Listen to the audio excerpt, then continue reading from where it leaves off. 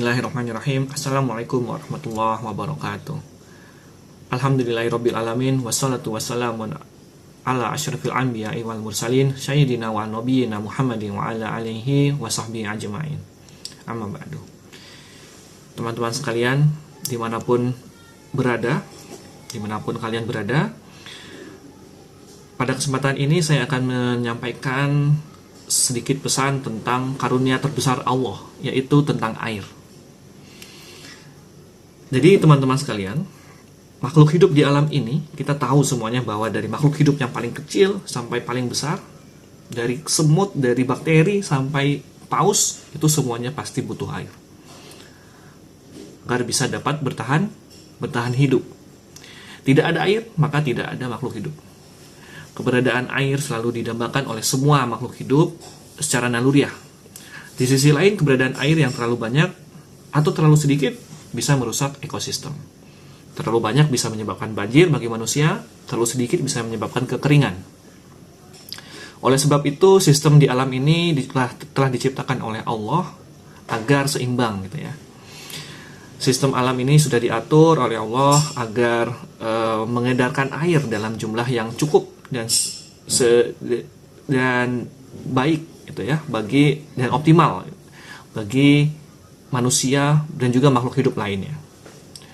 Jadi Allah sudah menciptakan sistem perputaran air sehingga air itu bisa terpenuhi bagi manusia baik dari sisi jumlahnya maupun sisi kualitasnya. Dan tinggal tugas manusialah sebagai khalifah fil ard untuk mengelola sumber daya air dan mengalokasikannya dengan seimbang untuk manusia maupun untuk hewan dan tumbuhan. Nah, teman-teman sekalian, kalau kita perhatikan lagi baca Al-Quran, di ayat-ayat Al-Quran itu banyak sekali yang membahas tentang air.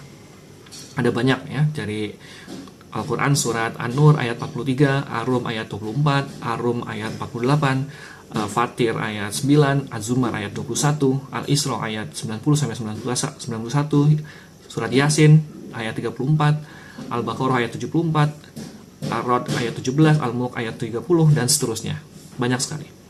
Silakan dibuka Al-Qur'annya dan dicari di situ, atau di pencarian di Al-Qur'an digital bisa dicari tentang air, maka teman-teman sekalian akan menemukan banyak sekali ayat Al-Qur'an yang berkaitan dengan air.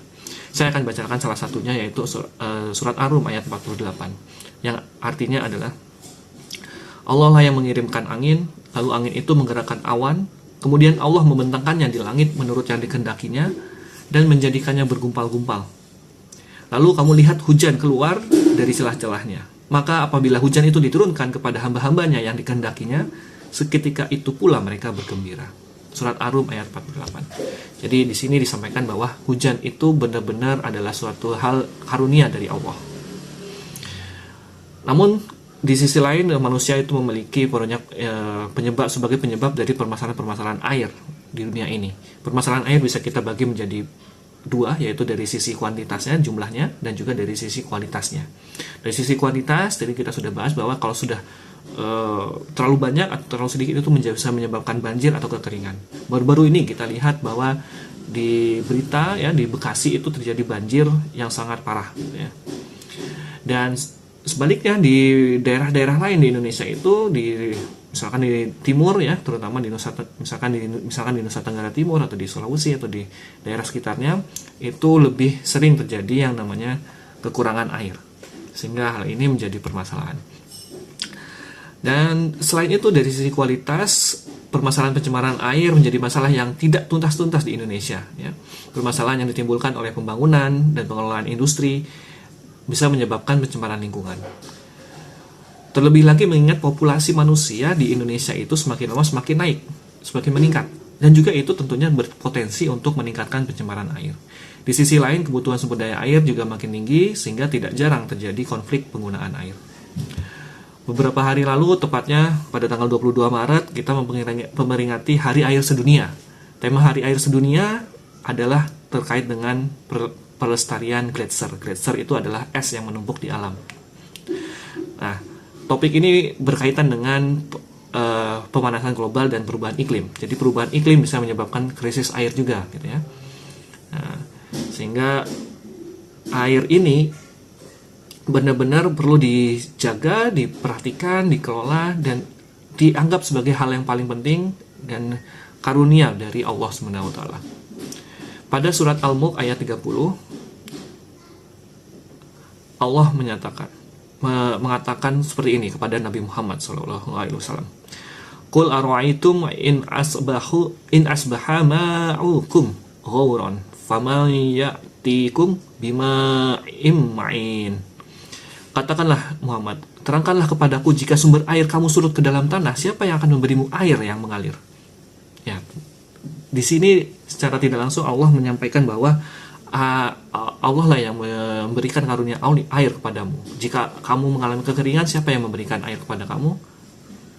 Ya, untuk Allah telah menciptakan air ada di dalam tanah, air tanah bisa dikeluarkan sebagai air permukaan, air sungai, air yang kita bisa manfaatkan sehari-hari, sehingga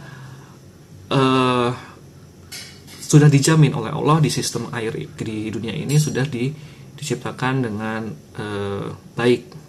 Namun bermasalahnya adalah terdapat oknum-oknum manusia yang sering sekali terlalu serakah gitu ya, bisa mengeksploitasi air tanah sehingga air menjadi surut dan juga menghilangkan hak-hak manusia yang lain terhadap air itu. Dan jika dieksplorasi lebih jauh lagi, ternyata hal ini, eksploitasi tersebut mungkin memang dilakukan oleh industri-industri besar. Namun kita eksplorasi lagi lebih lanjut, ternyata tidak terbatas pada industri-industri tersebut, industri-industri saja ya, namun juga dalam kehidupan kita sehari-hari yang sering sekali dianggap sepele, yaitu kita sering menghambur-hamburkan air. Coba kita refleksikan pada diri kita, seberapa sering kita membeli makanan, membeli minuman. Kita bulan Ramadan mungkin beli takjil gitu ya, kita terlalu banyak beli ya, karena kita lapar kita beli ya. Nah, dan pada akhirnya kita terlalu banyak membeli, lalu kita buang sebagai sampah, dan juga itu bisa berpotensi mencemari lingkungan. Ya, coba dipikir lagi seberapa sering kita membeli makanan, minuman yang menyebabkan kita membuang kemasan atau sisanya sehingga menimbulkan pencemaran air. Dalam surat Al-A'raf ayat 31, Allah melarang manusia untuk berlebihan atau disebut sebagai israf. Israf ini dilarang karena bisa menyebabkan penggunaan air menjadi dampaknya negatif nanti. Kalau kita berlebihan dalam penggunaan air, kita bisa menyebabkan kerusakan lingkungan dan juga kekurangan air. Disebutkan dalam Al-A'raf ayat 31, wala tusyrifu innahu la yuhibbul musrifin, dan janganlah berlebihan, sesungguhnya Allah tidak menyukai orang-orang yang berlebihan. Ya, ini permasalahan sumber daya air yang disebabkan oleh pencemaran, eksploitasi air hingga ke dampak perubahan iklim, semuanya disebabkan oleh manusia sendiri.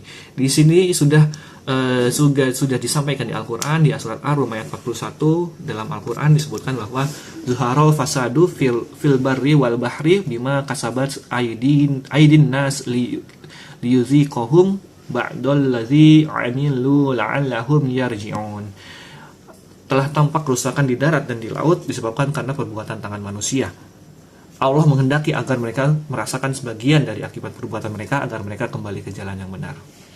Sehingga bagaimana? Sehingga